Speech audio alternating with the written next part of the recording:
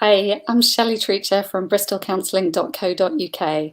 First of all, I would really appreciate it if you let me know that you can hear me. Had some technical issues, but I think it's all working now.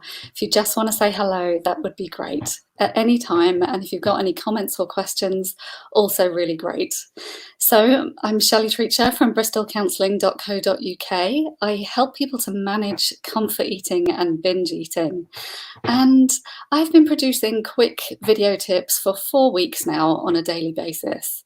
And today is about summarizing this week's tips and last week's tips and answering any comments or questions. Last week's tips, because I didn't master the tech, so I have 2 weeks to catch up on.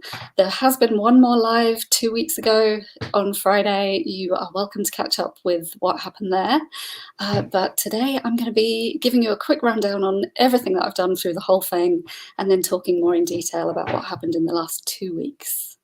So let me know if you're watching and I'll carry on. I'm going to carry on anyway because there's 3 people watching. Awesome, thank you. Okay, so in the first week, I started to explain what comfort eating is, what's behind comfort eating, and how you can start to question what's going on for yourself so that you can understand what you're dealing with, really. And I also talked about what a binge urge is and how to start resisting that. That's quite a big subject and is probably the biggest question that you want me to answer. So I am going to start addressing that again next week. But hopefully it all makes sense that everything I've done so far in the 4 weeks is kind of leading up to answering that question more fully so that you can actually start resisting the binge urge with the tools that you need to be able to do that, because it's so not easy. It's very, very difficult, but not impossible. And I know how to teach you how to do this.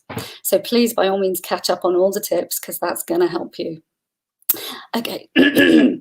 Excuse me. Then I started talking about feelings behind comfort eating, so the feeling of discomfort that leads you to be unhappy enough that you need to eat. And that was just a quick introduction. Again, I'm going to go more into that this week because that's what we talked about this week. And then in the second week, I started talking about self-confidence, which is a massive part of binge eating and comfort eating. I talked about the self-critic that you might have. I hear this a lot, that people have a huge self-critic, which makes them actually eat more in response.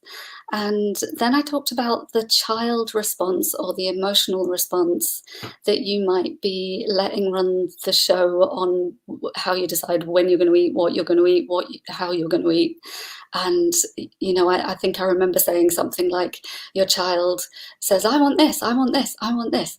And you respond to that because you want to keep that child quiet and to not have to go into the difficulty of what the child is feeling. Again, we'll talk about that this week. And then I talked about the adult who tempers what's going on with the child, calms the child down.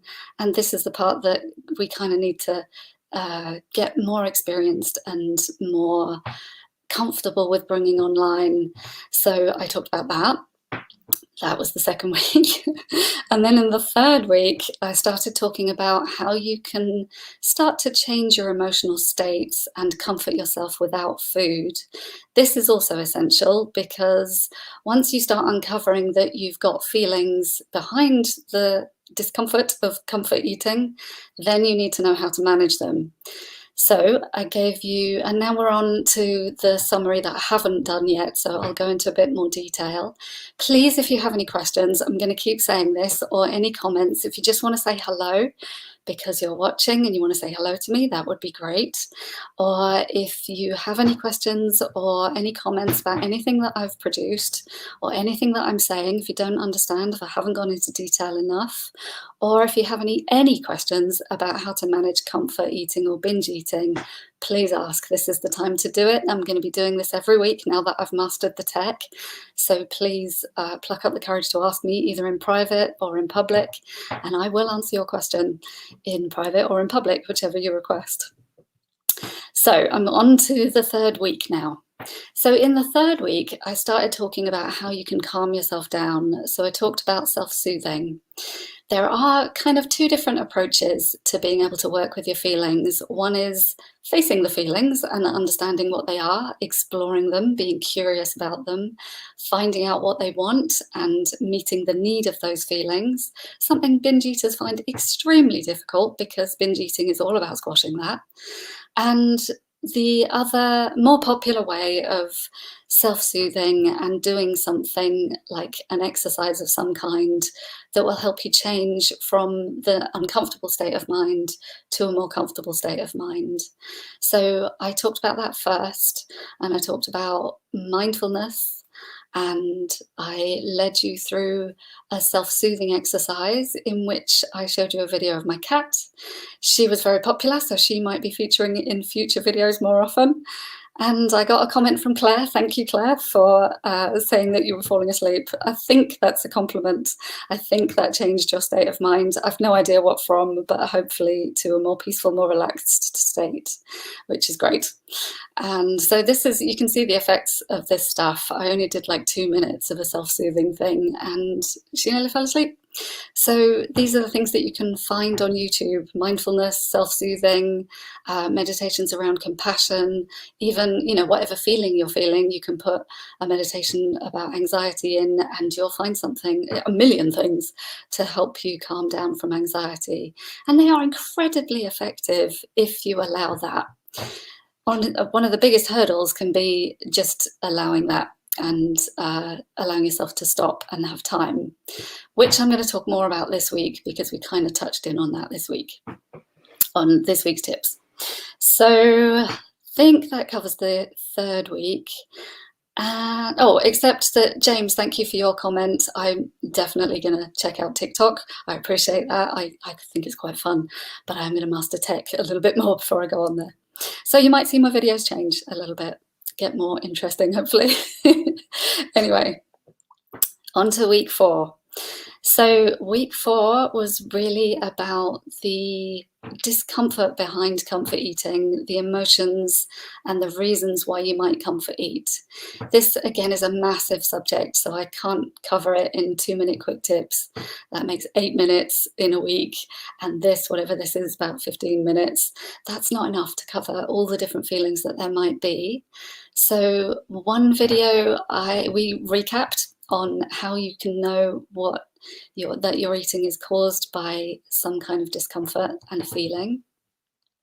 And then I talked about how sadness and tears might be part of your discomfort.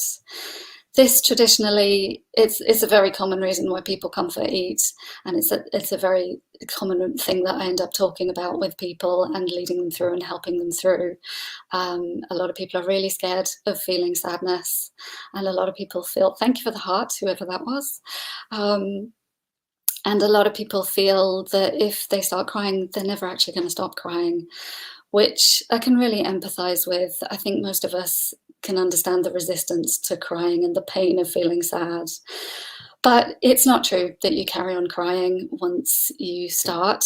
It's possible that if it's a deep-rooted grief, that those waves of sadness might come back and back and back. And of course, there are other feelings like anxiety that can come back and back and back. But often it really does help just to give yourself time to stop and feel the sadness. Painful, yes, but it won't last forever, and it certainly won't hurt you or kill you too much. It won't kill you at all, but it won't hurt you too much. And and then one week we talked about staying with feelings, so that was a lead into talking about this week's stuff and how you can stay with feelings in your body. So why don't we try that right now?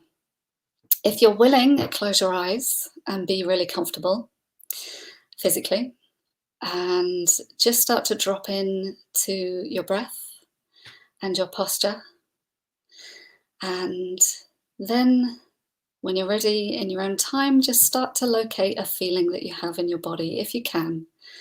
Not everybody can, unless you've had some kind of guidance on this, so I will be doing more of this and will help you into your feelings, particularly with comfort eating, because we might be dissociating, and that might be the reason why we're comfort eating. So I'll talk about that more later. But just see if you can locate any tension in your body, physically or emotionally, any pain or discomfort, no matter how small, no matter how big, although don't perhaps go for the biggest right now. And just see if you can stay with that in your body and take a breath. That's it. Just stay with it and see what you notice. And I'd love to hear from you if you notice anything, privately or publicly. And you might see images, you might have memories, you might have a physical sensation, you might have a bunch of feelings come up. It's all just the unconscious, the way the unconscious talks to you. And you need to get to know that language to be able to understand what's behind your comfort eating so that you can address it. So that's really what is behind everything that I'm talking about. And this week also talked about how selfishness can be a reason to not pay attention to your feelings or thinking that you're being selfish. A lot of my clients come to me with the record going over and over in their head that to focus on themselves rather than somebody else is selfish. And they've learnt that somehow subliminally from parents or the way they were brought up or from our culture. We seem to think that it's selfish if you focus on your own needs. I don't think that's true. I think it's actually the opposite is true. I think if you focus on your needs, you will not be reactive, for one thing. So you'll probably treat everybody around you with more calmness and empathy and compassion. You'll treat yourself with more compassion.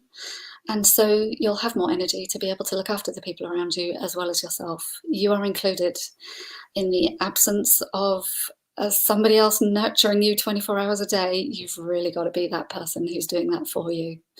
And that's kind of the whole point of learning to combat your self-critic and take care of your child and tap into your adult when you need to. And to be able to understand how you feel so that you can respond to the feeling rather than give it food, stuff it with food. I mean, how cruel is that? It's not quite right, huh? So I've got to look at my cheat sheet to work out whether I've said everything that we talked about this week. And I'm on the wrong page. So boredom, I talked about boredom. Oh gosh, this is a brilliant one. So boredom is another reason that people eat, especially now, I'm willing to guess. And a lot of people feel like they're just bored and so they eat. But I think there's a huge amount behind boredom. There's so much more to it. And actually today I had a beautiful session with a client about her boredom. And so we stayed with it. And she was just assuming that she's bored, so she eats, and she's got no idea what to do about that. She incidentally also, as many of my clients do, and of course I'm not going to name names and not talk about my client and the details of what happened, but a lot of people think that I've completely gone blank, that's not helpful. But to come back to boredom, and then I'll come back to the blank thing because that's another thing altogether. But boredom, so we stayed with her boredom.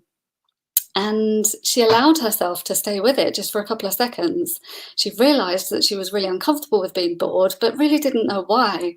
I mean, what is terrible about being bored? If you just stop next time you're bored and think, okay, I'm uncomfortable with being bored, therefore I'm trying to eat. Why? Why am I uncomfortable with being bored? What's behind the boredom? And so she did this, which was just wonderful to watch the process change. And then she just suddenly clicked. She's like, I can handle boredom. Boredom's fine. I don't actually need to eat my way through that. Yes, there might be other feelings that might come up, which people might be scared of. That might be what the reason is behind eating rather than staying with your boredom. But it just twigged in her brain. It was gorgeous. She just went, oh yeah, I'm fine with being bored. It's definitely not going to hurt me. And the food, the junk food, I just keep on eating because I'm bored and bored and bored. But actually, it doesn't really help. It makes me feel worse. And although I can teach you that and say that it doesn't really help till I'm blue in the face, you really need to experience this moment of, oh yeah, it doesn't help. It only helps for a moment. And the thing that I'm trying to help it with is something that I need to address. or need to let go of because it's a pattern of thought that I've had forever. I hope that makes sense. And if you have any questions about it, I'd really love to hear it. Or if you have any comments, I can see that one person is watching. So if you're watching in the replay, please just jot replay in the comments, and that would be gratefully received. And then I can know possibly whether I'm actually reaching anybody, because if I don't reach anybody after a certain amount of time, there's no point. But if I'm reaching you and you want me to stay and help you, then please let me know in some way or another. So that's, I think, covers the summary. I'm going to talk next week about the reason why you would stop eating. You need to have a really good reason for giving up this thing that is so, so compelling. That's also another tool in your toolkit. So I'm going to start talking about that next time. And that leads into talking about something that I've forgotten about. The why not? We've talked about that, so it can't be that. Oh yeah, talking about why you would or how you resist a binge urge. Again, as I said, that's the thing that we really need to keep talking about. There's a lot involved, so please just keep watching. You're going to need to know your why, and you're also going to need to know how to stay with your feelings, and you're also going to need to know how to self-soothe. And you're also going to need how to talk against your self-critic. So I'm going to be going into more detail with all of that next week. Are there any more questions? Any questions or comments? Haven't had any in the feedback this week on the live on the tips. So if you do have any, please let me know. And all that remains for me to say really is some personal stuff. So I am really missing working with my groups. I've been working with 4 different groups since lockdown began, and they were just really gorgeous, really intimate spaces where people opened up a lot more than I think they thought they would. And I've heard some great feedback about it. But I just wanted to tell the people who are in my groups, if you happen to watch this on the replay, or if you're watching right now, I really miss you, and I hope you're doing very well. And I'm very open to hearing your updates on how you're doing and whether you need my help again, for free or for paid in the bigger groups. And I miss running groups, so I'd really love to run another one. If anybody's keen, let me know. I think that's it. Please just let me know if you've got anything more to say. I appreciate any feedback, negative or positive, and I love to hear your questions, because then I can know that I'm addressing what you need to know. So let me know. And if you need any further help, check out my website, bristolcounselling.co.uk. Thank you so much for watching. I'll see you again next week at 5:30. Bye.